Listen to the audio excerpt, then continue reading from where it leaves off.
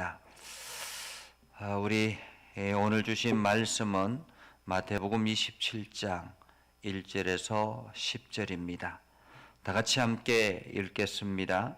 새벽에 모든 대제사장과 백성의 장로들이 예수를 죽이려고 함께 의논하고 결박하여 끌고 가서 총독 빌라도에게 넘겨주니라. 그때 예수를 판 유다가 그의 정죄함을 보고 스스로 뉘우쳐 그 은 30을 대제사장들과 장로들에게 도로 갖다 주며 이르되 내가 무죄한 피를 팔고 죄를 범하였도다 하니 그들이 이르되 그것이 우리에게 무슨 상관이냐 네가 당하라 하거늘 유다가 은을 성소에 던져 넣고 물러가서 스스로 목매어 죽은지라. 대제사장들이 그 은을 거두며 이르되 이것은 핏값이라 성전고에 넣어둠이 옳지 않다 하고 의논한 후 이것으로 토기장이의 밭을 사서 나그네의 묘지를 삼았으니 그러므로 오늘날까지 그 밭을 피밭이라 일컫느니라.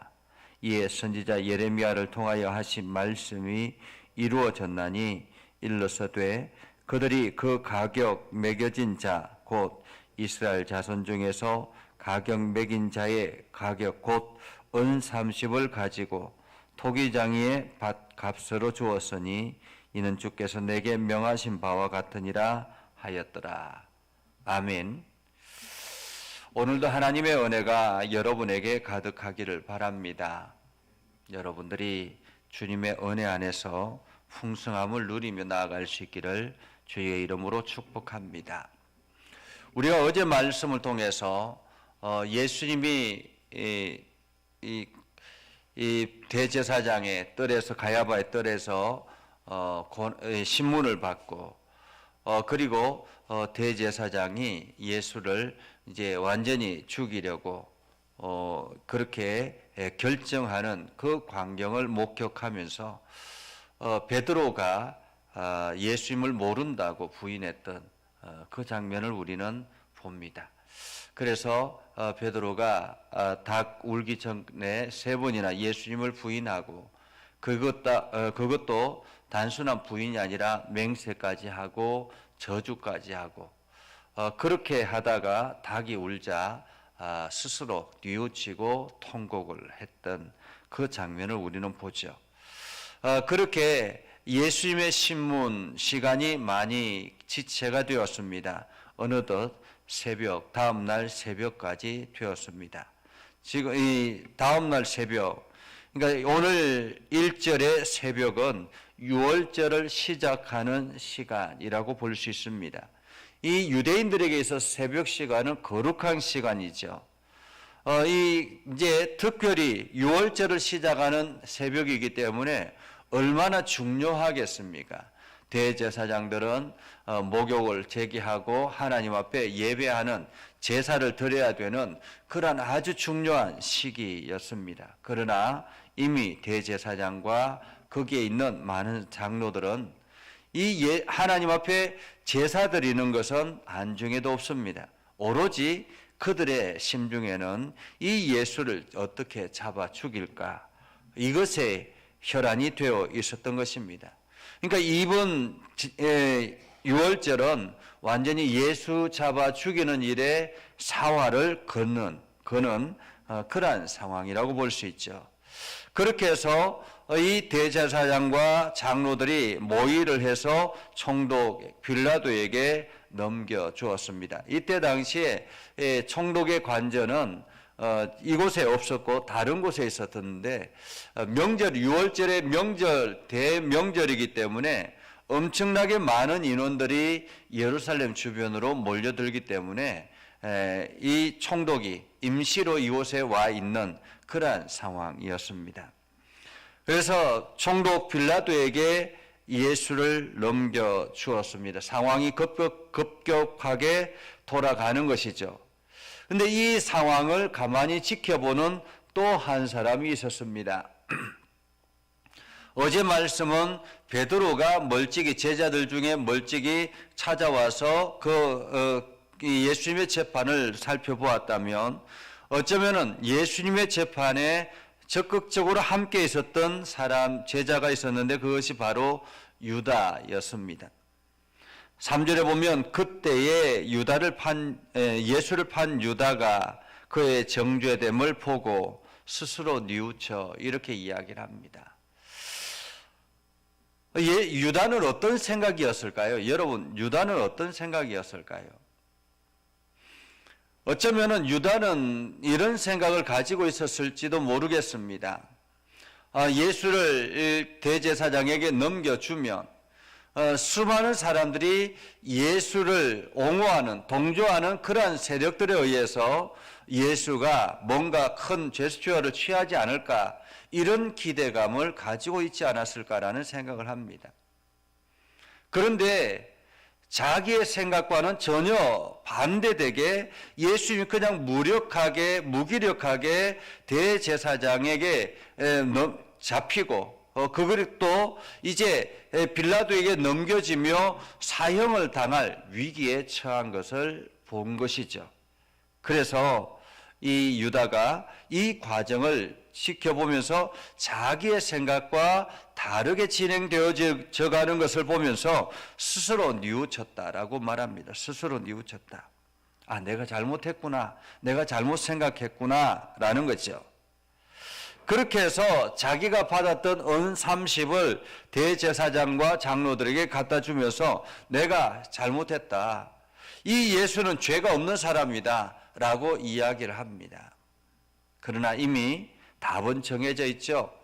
대제사장과 장로들은 이미 예수를 죽이려고 처음부터 작정을 했고 예수를 완전히 이제 처단할 기회를 잡았기 때문에 이 기회를 놓치지 않으려고 합니다. 아무리 유다가 정인을 선다 할지라도, 죄가 없다라고 정인을 선다 할지라도 이미 생각은 바꿀 수 없는 것이죠. 그렇게 해서 대제사장이 이렇게 이야기합니다. 유다가 내가 무죄한 피를 팔고 죄를 범하였도다 라고 하자 그들이 이게 우리와 무슨 상관이냐라는 것입니다. 우리와 무슨 상관이 있냐. 다시 말하면 예수가 죄 없다라는 것, 이것은 이미 이들에게는 문제가 되지 않는 것입니다. 그렇죠? 문제가 되지 않는 것입니다. 죄가 있고 없고의 문제가 아닌 거예요.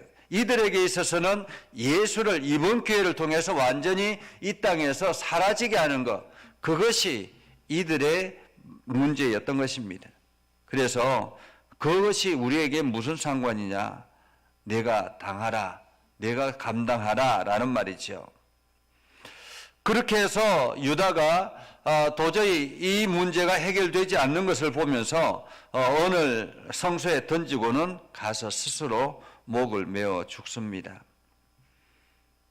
어쩌면은 이 유다는 자기 정의에 맞게 자기 스스로가 이 목숨을 던짐으로 인해서 이것을 인정하는, 자기가 잘못했다라는 것을 인정하고자 했던 것 같습니다. 세상에는 이런 사람들을 오히려 정의롭다 그렇게 이야기를 할 수도 있겠죠. 자기가 잘못한 것을 인정하고 자기의 목숨을 던져서 내가 잘못했습니다 라고 하면 야, 그 사람 참 정의롭다 이렇게 말할 수 있을지도 모르겠습니다. 그러나 성경은 그것을 정의롭다라고 이야기를 하지 않죠. 오늘 성소에 던져서 목을 메어 죽자 대제사장들이 그 언을 거두며 말합니다. 이것은 핏값이라 성전고에 넣어둠이 옳지 않다 하고는 토기장의 밭을 사서 나그네 대의 묘지를 삼았습니다. 그리고 오늘날까지 그것을 피바치라 이야기를 했다라는 거죠. 근데 성경은 이것을 통해서 예레미야가 이미 예언되어졌던 모든 과정이라고 말하고 있습니다. 예레미야는 어떤 상황이었느냐 하면 이스라엘 백성들이 무너지고 심판의 위기에 있을 때에 이스라엘이 심판을 받지만은 나중에 반드시 회복할 것이다라는 그러한 의미로 예루살렘 근교에 있는 땅을 구입을 합니다. 그러면서 반드시 우리는 이렇게 회복할 것이다. 이 땅을 우리가 돌아올 것이다. 라는 그러한 의미로 밭을 사죠. 하나님께서는 토기장이에게 그 토기를 사서 그 밭에서 토기를 깨뜨리며 이 땅이 반드시 심판을 받게 될 것이다. 라는 그런 의미로 하나님께서 말씀하셨습니다. 그것이 이루어졌다라는 의미인 거죠. 자, 우리가 이 말씀을 통해서 무엇을 깨달아야 될까요? 우리는 가룟 유다의 모습을 봅니다. 사실 가룟 유다가 자기의 죄를 인정하고 자기의 잘못을 인정하고 예수의 무고한 죄를 무고하게 자기가 죄를 고발했다라는 것을 인정하고 그리고 난 다음에 자기의 목숨을 던졌습니다. 그러나 세상은 이것이 후회한다고 해서 깨우쳤다고 해서 이것을 바르게 만들지 않는다라는 것입니다. 오늘 유다의 잘못은 이것을 후회하고 후회로 끝난 것이다라는 거죠. 아, 내가 실수했다라는 것입니다. 내가 실수했다. 그러면 여기서 가룟 유다가 해야 되는 것은 무엇입니까? 실수를 인정하고 그리고는 자기의 잘못을 인정하고 회개하고 그 죄로부터 돌이키는 것입니다. 그래서 내가 잘못한 것에 대해서 끊임없이 인정하고 고백하고 돌이켜서 그 예수 그리스도에 대해서 예수 그리스도는 이런 사람이다라는 것을 오히려 증거하는 일에 앞장서는 그러한 사람이 되었다면 오늘날까지 이렇게 가룟 유다가 모든 것의 책임의 중심에 있었다라고 이야기하지는 않았겠죠. 사실 우리 며칠 후면 서울시장 선거를 합니다. 안타까운 것은 이 서울시장이 전 서울시장이 실수를 했습니다. 실수를 하고 나면 그것에 대해서 인정을 하고 내가 그동안에 내가 살아왔던 것의 가치를 잘못을 인정하고 거기에 대한 책임을 지는 것입니다. 그런데 안타까운 사실은 이것이 자살로 끝맺었다라는 것입니다. 우리가 반성하고 돌아선다라는 것, 그것은 바로 잡으려고 자기가 목숨을 던지는 것이 아니라 그 돌아서서 끝까지 그 문제에 대해서 자기가 책임을 지려고 노력하는 그 노력이 필요한 것입니다. 우리가 성경에 보면 사사기에 삼손이라는 사람이 있죠. 삼손이라는 사람도 실수를 했습니다. 드릴라라는 여인을 통해서 이스라엘을 팔아먹는 그러한 결정적인 실수를 하게 되지요. 그러나 삼손은 어떻게 합니까? 자기의 실수를 인정하고 그리고 철저하게 반성하고 그리고 마지막에는 이스라엘을 위해서 자기의 목숨을 던집니다. 그것이 돌이키는 것이죠. 사실 우리가 복음이라는 공을 가지고 있는 사람들입니다. 그리스도인들은 복음이라는 공을 가지고 있는 사람들입니다. 어쩌면 이 복음이라는 공을 가지고 내가 늘 가지고 다녀야 되는데 이 복음이라는 공을 꼭 쥐고 있다가 가끔씩 우리가 세상의 욕심 때문에 던질 때가 있습니다. 가룟 유다와 같이 이 복음이라는 공을 던질 때가 있습니다. 잠깐 실수로 착각을 해서 던질 때가 있습니다. 그러면 내가 잘못했구나 라고 인정했다면, 그래서 양심이 그것을 깨닫게 했다면 빨리 그 공을 다시 주스려고 가야 되는 거죠. 그런데 내가 잘못했다고 인정하고 그리고 그것으로 목숨을 끊어버리면 다시는 복음이라는 공을 줄 기회가 사라져 버리는 것입니다. 사실 우리가 가룟 유다와 같은 일들을 수도 없이 행하는 우리들의 모습을 보기도 합니다.